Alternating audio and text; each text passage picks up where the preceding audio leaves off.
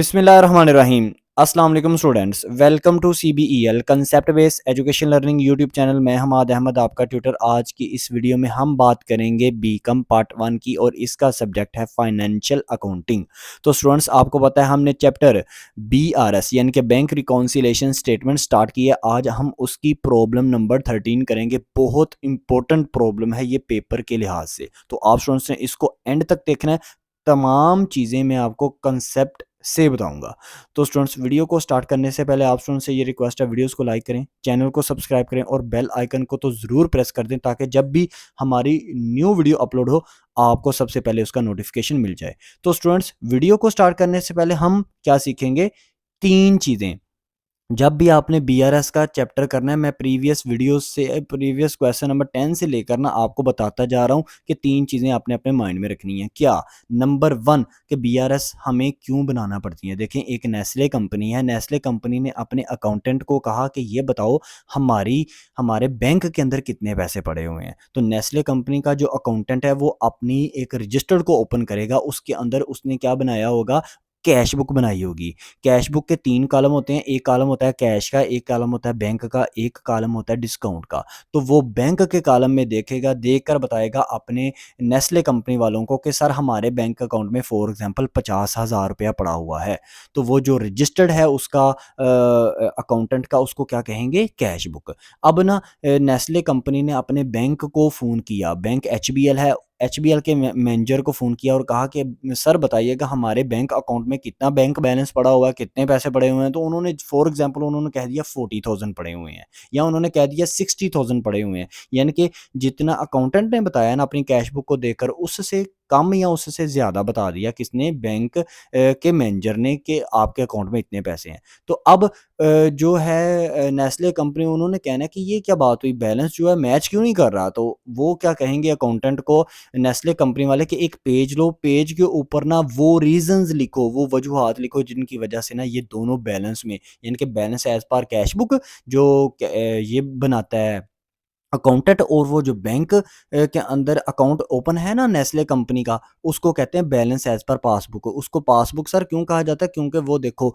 वो software form में होती है, उसको आप छू नहीं सकते, वो तो कंप्यूटर के अंदर है। वो पेज जो है वो नेस्ले कंपनी का जो अकाउंट है वो सॉफ्टवेयर की सूरत में मौजूद है, तो उसको पासबुक कहेंगे। अब क्योंकि दोनों बैलेंस बराबर नहीं है, तो इस वजह से जो है ना वो रीजंस लिखेगा उस पेज के ऊपर, जिस पेज का नाम दे देते हैं बैंक रिकॉन्सिलेशन स्टेटमेंट। नंबर 1 चीज़ तो आपने ये अपने माइंड में रखनी है। Number 2 cheese, what is cash book, what is passbook. तो ये मैंने अभी आपको बता दिया। कैश बुक क्या होती है? वो जो मेंटेन करता है अकाउंटेंट। और पासबुक क्या होती है? वो बुक जो बनाता है कौन? जो बनाता है आपका बैंक। ये कंप्यूटर के सॉफ्टवेयर में हर एक बंदे का अलग-अलग जो अकाउंट होता है ना, उसको पासबुक कहा जाता है उस पर्सन की। तो अब नेस्ले कंपनी की पासबुक किसके नेम से होगी? नेस्ले कंपनी के नेम से जो उसका अकाउंट होगा।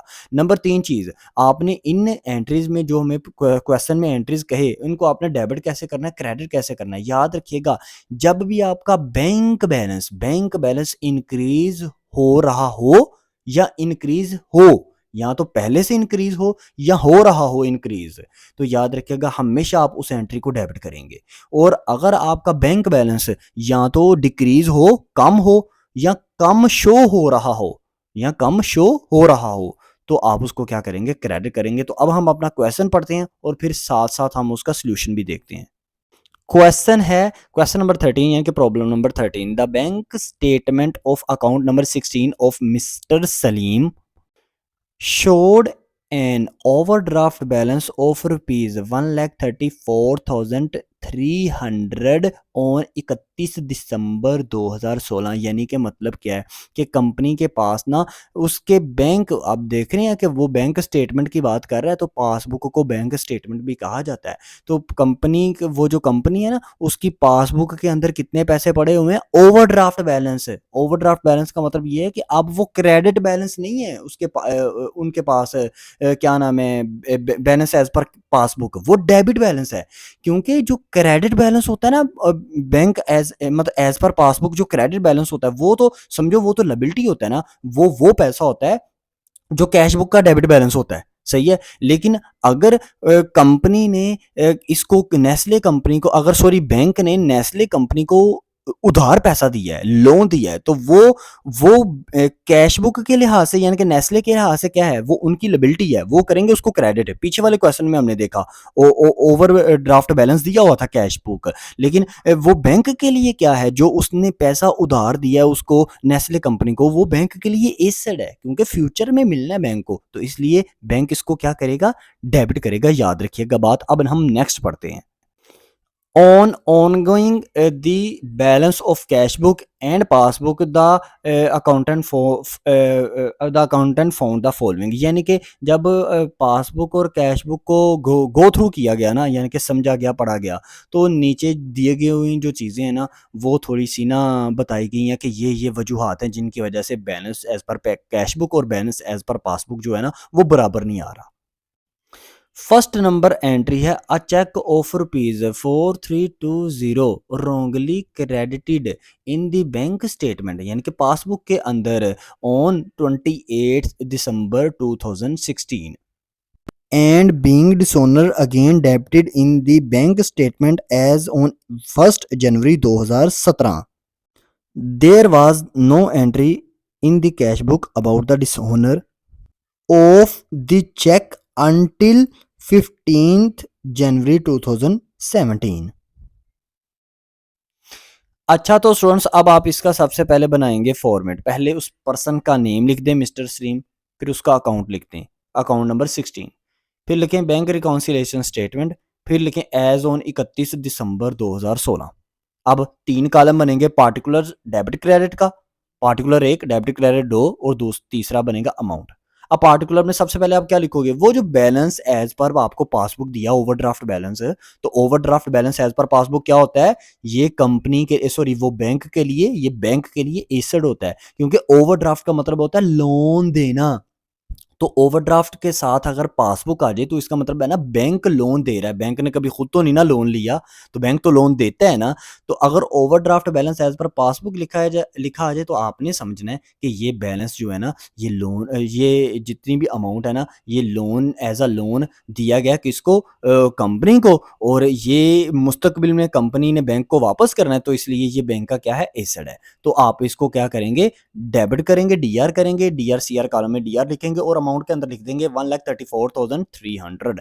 अब जो हमने अभी फर्स्ट एंट्री बोली है डिसोनर वाली, आपको पता है उसने इस एंट्री में कहा क्या था, उसने कहा था ₹1 है 4320, ये इतने पैसे 4,320 रुपए। वो हुआ क्या कि एक 4,320 रुपए का चेक आया, वो लेकिन चेक आया जब ना बैंक के पास, तो बैंक ने उसको चेक को एक्सेप्ट नहीं किया। क्यों? उसके ऊपर कोई ना कोई मिस्टेक थी, या प्रिंट की मिस्टेक थी, या सिग्नेचर की मिस्टेक थी, या अमाउंट की मिस्टेक थी, किसी ना किसी से वजह से, वजूहात की वजह से उस चेक को ना कंपनी ने ना, सॉरी बैंक ने, कंपनी बार बार कह रहा हूँ, बैंक ने ना उसको ना कबूल नहीं किया, एक्सेप्ट नहीं किया, तो वो डिसहोनर चेक था, उसके ऊपर मिस्टेक थी, तो बैंक ने तो उसको एंटर नहीं किया, तो कैश बुक में भी नहीं वो एंटर हुआ। तो जब बैंक ने भी नहीं एंटर किया, कैश बुक ने भी, उसने एंड पर बोला था आपको, उसी नंबर 1 एंट्री के एंड पर उसने बोला था कि कैश बुक में भी एंटर नहीं हुआ। तो ना ही कैश बुक की तरफ से कोई गलती हुई, ना ही इधर बैंक वालों ने कोई इसकी कोई काम किया, यानी कि ना बैलेंस इंक्रीज हुआ, ना बैलेंस डिक्रीज हुआ, बैंक के अंदर ना बैलेंस इंक्रीज हुआ, ना बैलेंस डिक्रीज हुआ अकाउंटेंट की तरफ से। तो ऐसी सिचुएशन में इसकी कोई एंट्री पास नहीं होगी। तो अब हम नेक्स्ट एंट्री की तरफ मूव ऑन करते हैं। अब सेकंड नंबर एंट्री देखें, interest collected and credited by the bank in the bank statement, in the bank statement on mister Salim behalf, but same was not entered in the cash book ₹11,200। ठीक है ना? अब समझें बात को। इंटरेस्ट रिसीव हुआ और कलेक्ट कर लिया, बैंक ने उसको कलेक्ट कर लिया और क्रेडिटेड भी कर लिया। क्रेडिटेड का मतलब ये होता है कि ये जो कंपनी है ना, इसके अकाउंट को क्रेडिट कर दिया, मतलब समझे कि इसके अकाउंट में पैसे डाल दिए हैं, अकाउंट में पैसे डाल दिए हैं। क्रेडिटेड का ये मतलब होता है, याद रखना स्टूडेंट्स, ठीक है ना? क्योंकि जब भी किसी के अकाउंट में पैसे डले ना और बैंक के अंदर वो अपने अकाउंट के अंदर पैसे जमा करवाए, तो बैंक हमेशा उसको क्रेडिट करता है। क्यों? क्योंकि बैंक ने भला क्या करना होता है, बैंक के ऊपर लायबिलिटी होती है, मुस्तकबिल में उसको पे करना होता है। तो अब समझें, अब आप क्या करेंगे, आप तो देख रहे हैं ना कि वजूहात बता रहे हैं, अच्छा तो स्टूडेंट्स हमने तो लिखना है ना बैंक स्टेटमेंट के अंदर, मतलब ये बीआरएस के अंदर जो बैंक रिकॉन्सिलेशन हम स्टेटमेंट बना रहे हैं, इसमें हमने तो वजूहात लिखनी है ना, रीजंस लिखनी है कि किस वजह से हमारा बैंक बैलेंस और जो बैलेंस एज पर पासबुक है, जो balance as per cash book है, वो बराबर नहीं आ रहा। तो अब देखो ना, बैंक ने क्या किया, बैंक ने इंटरेस्ट रिसीव कर लिया है। तो मुझे बताओ बैंक में हमारा अकाउंट बैलेंस जो है, हमारा बैंक बैलेंस बड़ा होगा कि कम हुआ होगा? तो बड़ा है ना, तो बड़ा है तो हमारा बैलेंस बड़ा है, तो हम उसको डेबिट ही करेंगे। हम क्या करेंगे, हम उसको डेबिट करेंगे। बैंक चाहे उसको क्रेडिट करे, चाहे जो कुछ मर्जी करे, हमने अब क्या करना है, इसको डेबिट करना है। मैंने आपको बताया था जब भी आपका बैंक बैलेंस बढ़े आपने उसको डेबिट करना है। तो अब हम सोल्यूशन की तरफ चलते हैं।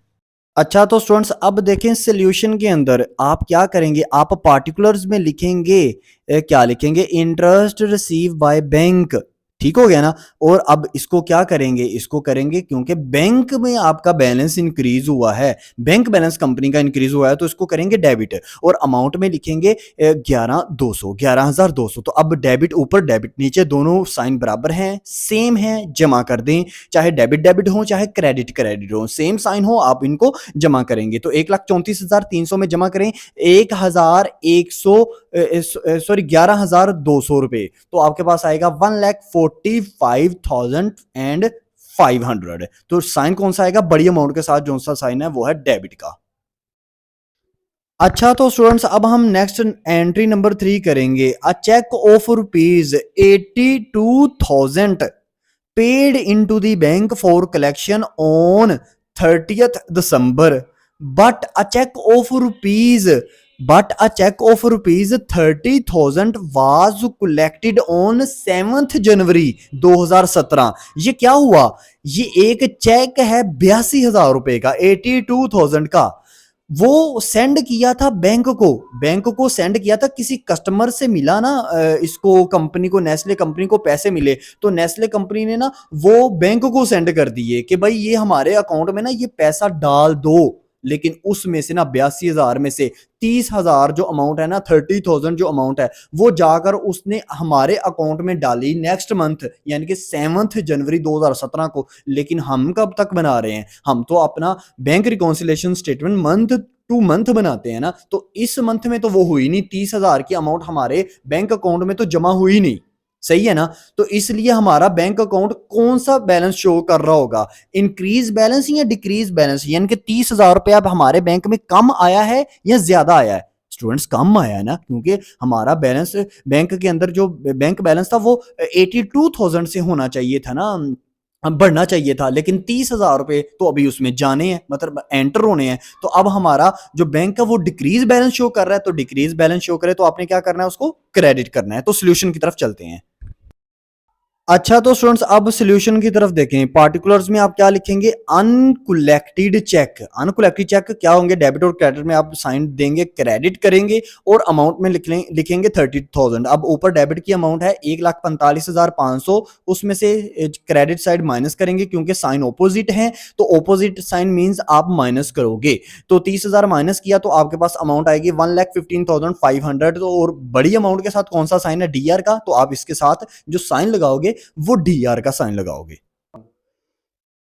Out of cheque ₹31,200 31,200 drawn by him on 27th December 2016।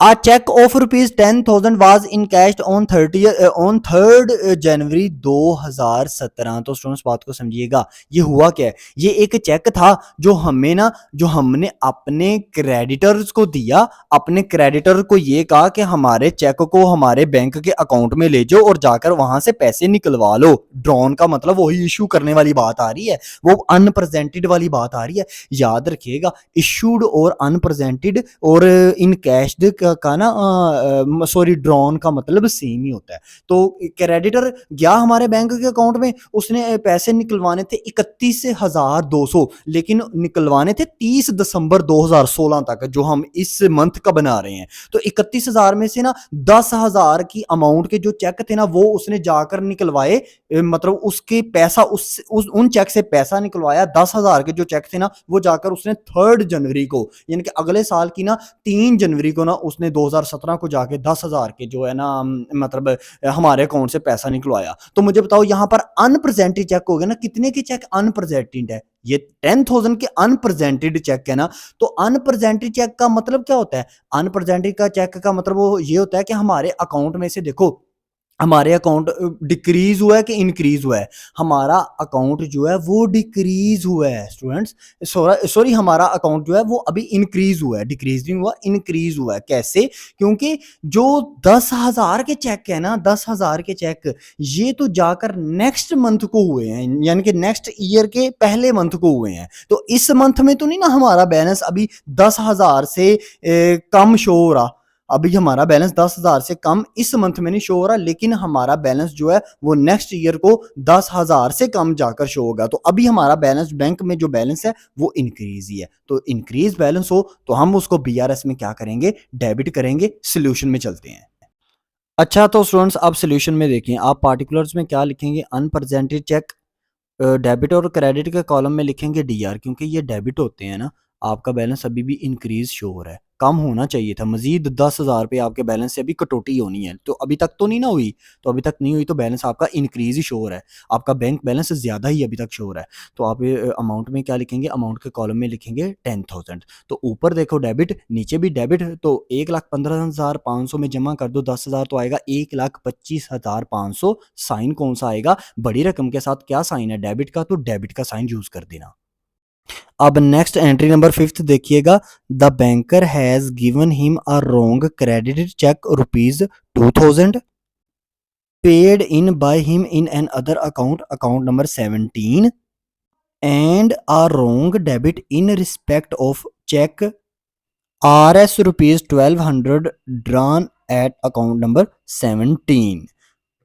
अच्छा स्टूडेंट्स, इस एंट्री को समझिएगा। इस एक एंट्री के दो एंट्रीज होंगी। कैसे? देखो, एक आपके पास ना एक चेक था, उसको क्रेडिटेड करना था। क्रेडिटेड का मतलब होता है बैंक ने क्रेडिट करना था, यानी कि उस बंदे के अकाउंट में ना, वो जो बंदा जिसका हम ये बना रहे हैं ना बीआरएस, उसके अकाउंट में इसके पैसों को ट्रांसफर करना था, डालना था। मैं मतलब उसके बैंक बैलेंस को इंक्रीज करना था।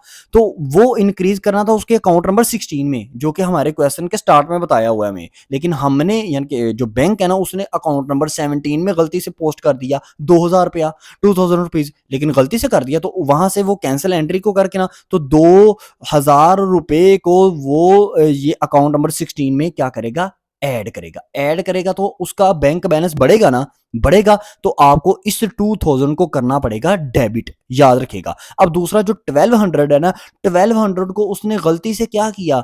गलती से ना 1,200 को उसने दिया रोंगली, मतलब गलती से उसने अकाउंट नंबर 17 में ऐड कर दिया। एक 12,000 के अकाउंट को करना, अकाउंट देखो हम किसकी बीआरएस बना रहे हैं, अकाउंट नंबर 16 की ना। तो एक 1,200 अमाउंट को ना उसने अकाउंट नंबर 17 में ऐड कर दिया। तो अब उसको कर दिया ऐड, तो उसको खत्म करने के लिए ना, उसके मतलब फर्क को दूर करने के लिए, तो इस 1,200 को आपको क्रेडिट करना पड़ेगा बीआरएस के अंदर। तो सोल्यूशन में चलते हैं, मैं दोबारा से आपको बताता हूं। अच्छा, तो स्टूडेंट्स अब सॉल्यूशन में देखो, पहले आप लिखोगे रोंग क्रेडिटेड। ठीक है, हुआ क्या? 2,000 रुपए को आपने क्या करना है? इसको आपने करना है डेबिट करना है। ठीक है, क्यों डेबिट करना है? क्योंकि ये 2,000 रुपया अकाउंट नंबर 17 में ट्रांसफर हो चुका था। आपने करना था अकाउंट नंबर 16 में ट्रांसफर, आपके बैंक ने। तो अब क्या करें? इसको अकाउंट नंबर 17 में ट्रांसफर करना है, तो इससे क्या होगा? इससे आपका बैंक बैलेंस इंक्रीज हो जाएगा। तो बैंक बैलेंस इंक्रीज होगा तो हम उसको क्या करेंगे? डेबिट करेंगे। तो डेबिट करेंगे और अकाउंट मतलब अमाउंट के अंदर क्या लिखेंगे? 2,000, और जमा कर दें 1,25,500 में जमा कर दें 2,000, तो क्या आएगा? 1,27,500 और साइन आएगा डेबिट का। अब इसी एंट्री में एक रोंग चीज थी ना, वो क्रेडिट हो चुकी थी। रोंग एक चीज क्रेडिट हो चुकी थी, वो क्या थी? वो थी 1,200 रुपीज ना, गलती से ट्रांसफर कर दिए थे अकाउंट नंबर 17 में। तो अकाउंट नंबर 17 से इसको हटाया, खत्म किया, और इसको अब डालना है अकाउंट नंबर 16 में। तो आपको क्या करना पड़ेगा? इसको क्रेडिट करना पड़ेगा। तो क्रेडिट किया 1,200 को, अमाउंट लिखी, अमाउंट के कॉलम में लिखा 1,200। तो 1,200 जब अमाउंट इसमें से लेस करेंगे ना, आप 1,27,500 में से माइनस करें 1,200 रुपया, तो आपके पास क्या आएगा? ये आएगा 1,26,300 रुपए, यानी कि 1,26,300 300 रुपीज। और साइन कौन सा यूज होगा, साइन आपका डेबिट वाला यूज होगा। तो अब यहां पर आपका जो क्वेश्चन है ना, वो आपका क्वेश्चन हो गया क्लियर। अब आप इसको क्या लिखेंगे, आप इसको लिखेंगे balance as per cash book overdraft कितना, ओवरड्राफ्ट कितना लिखोगे, क्रेडिट बैलेंस 1,26,300। ये क्या आ जाएगा, 1,26,300 balance as per cash book कितना, क्रेडिट बैलेंस। पासबुक में बैलेंस देखें स्टार्टिंग में कितना था, 1,34,300, लेकिन जो कैश बुक में क्या आ रहा है वो 1,26,300 आ रहा है। तो फर्क देख रहे हैं ना आप कितना, मतलब 1000 का फर्क आ रहा था। इस वजह से वो जो 1000 का फर्क आ रहा था वो इन तमाम एंट्रीज की वजह से आ रहा था। तो स्टूडेंट्स यहाँ पर हमारा क्वेश्चन कंप्लीट हो चुका। आई होप सो आपको समझ में आई होगी। अगर फिर भी आपको कोई इशू है, कोई प्रॉब्लम है, कोई क्यूरी है, तो कमेंट सेक्शन में लाजमी बताइएगा। तो इन वीडियोस को ज़्यादा से ज़्यादा अपने फ्रेंड्स में भी शेयर करें ताकि आपके साथ साथ उनका भी बेनिफिट हो। अपना ख्याल रखें, अपने इस यूट्यूब चैनल का भी। अल्लाह हाफिज़।